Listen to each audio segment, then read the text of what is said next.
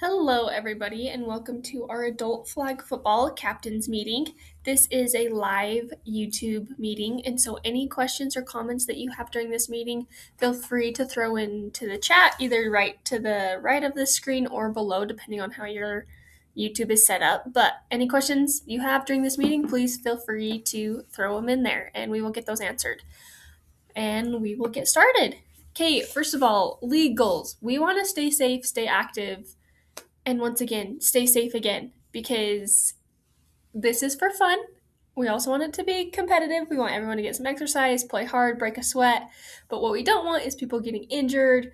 We don't want sportsmanship to go out the door. And this is just a reminder, no NFL scouts will be there. So please keep that in mind when we start our league and our flag football this year. We just want everyone to have fun, break a sweat, but also stay safe. We don't want anyone going back to work the next day with a torn ACL because of rec flag football. So, as far as the locations for the games where we play at Harmon Park, and the address is right here. As soon as you get to Harmon Park, please go find our site supervisor. Usually she's in the middle area between the two fields and get checked in.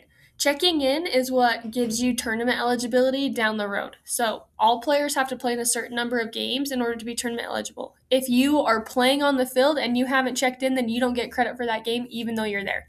You have to check in. So please, as soon as you get there, even before your game starts, go find our supervisor. She'll have a staff shirt on. Get checked in so we can give you that credit. Also, that's how we check for your waivers, make sure you're eligible, make sure rosters are eligible, all of that. Okay, quickscorers.com/provo is going to be your information hub for this season. You can find your schedules, rules, information, anything like that on Quick Scores. So if you have any questions, please visit our Quick Scores page first.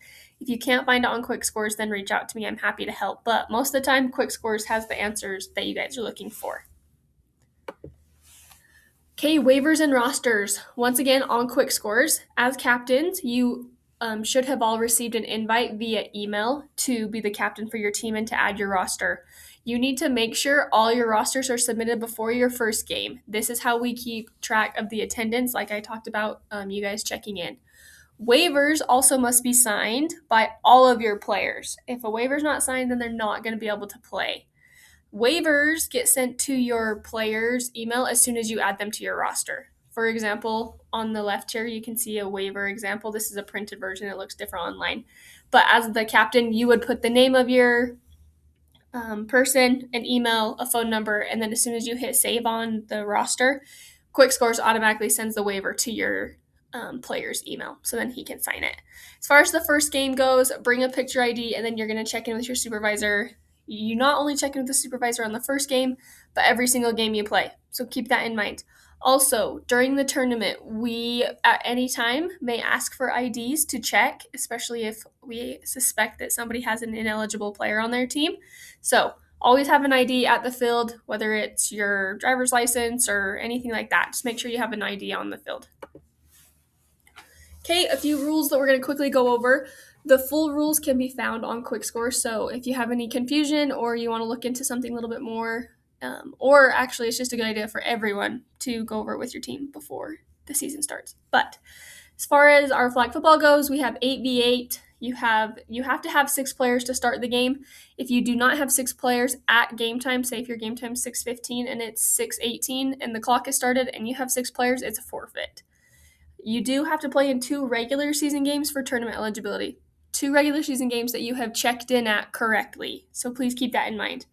Equipment, we will have a ball at the field. However, we know that a lot of you have your own balls. As long as both teams agree on it and it is approved by the ref, we're fine if you guys play with your own ball. But like I said, we will also have some balls at the field for the games. You need to have matching uniforms by game 3, which is going to be your second week. This is just a rule we've always had. No metal cleats. And then as far as flag goes, we have flags that we will provide for you. They are red and yellow. They're super cute looking. But because they're red and yellow, we ask you not to wear any red or yellow shorts, and then your shirts need to be tucked in. That just helps with when people are pulling flags, they're not grabbing shirts and pulling shirts and ripping shirts and everything that way. Okay, as far as the clock goes, we have 2 20-minute halves. The clock will be running. Each team gets 2 2 timeouts per half. With 2 minutes to go in the half, the 2-minute drill starts, which means the clock stops for incomplete passes, out of bounds, touchdowns, first downs, etc.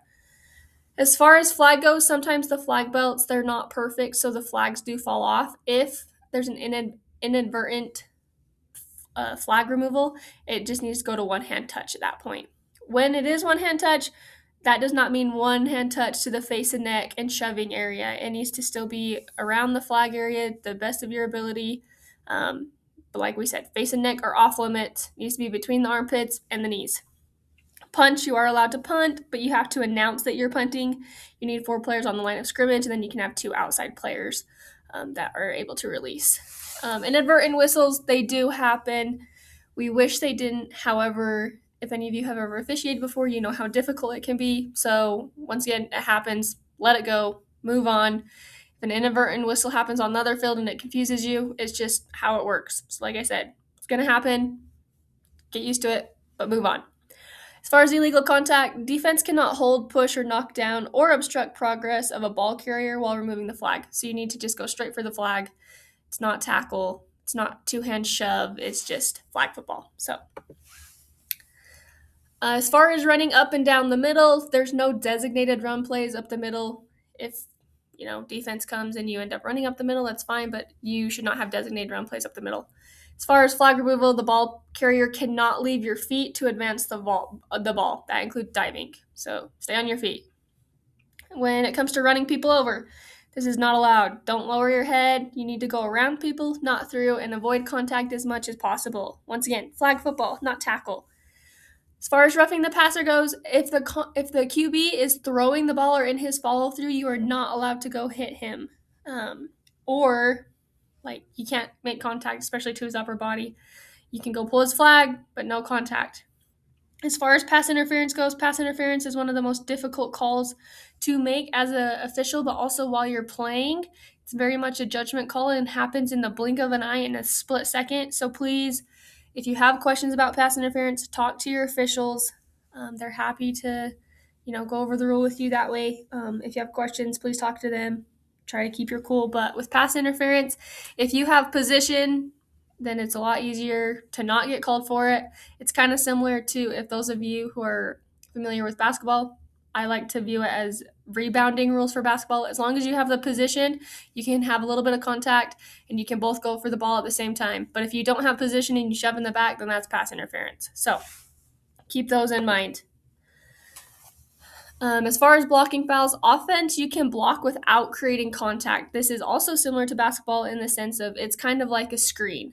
So as a blocker, you can act as a screen, but your hands have to be in towards your body and you can't extend your arms or your legs. So you need to be set and you need to set a screen essentially. And it cannot be a blindside screen. So no blindside screening each other. As far as rushing fouls go, defense needs to go around the offensive line screens. No bull rush. Arms and hands may not be used to contact the opponent, and no pushing or shoving in the chest or back. As far as discipline goes, your first unsportsmanlike is 15 yards, your second unsportsmanlike is 1 game, third is 2 games, fourth unsportsmanlike is season suspension.